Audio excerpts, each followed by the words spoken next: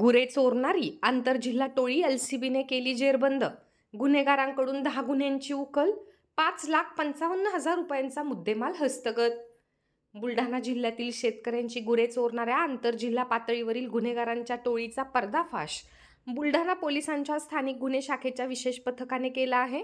यामध्ये 5 आरोपींना अटक करून त्यांच्याकडून 5,55,000 रुपयांचा मुद्देमाल हस्तगत केला आहे. यात रोख 50,000, एक कार, मोबाईल व अन्य साहित्याचा समावेश आहे. चिखली, बुलढाणा शहर, बुलढाणा ग्रामीण, धाड आणि रायपूर या पोलीस स्टेशनमध्ये 10 गुन्हे दाखल असून आरोपींनी गुन्ह्याची कबुली दिली आहे.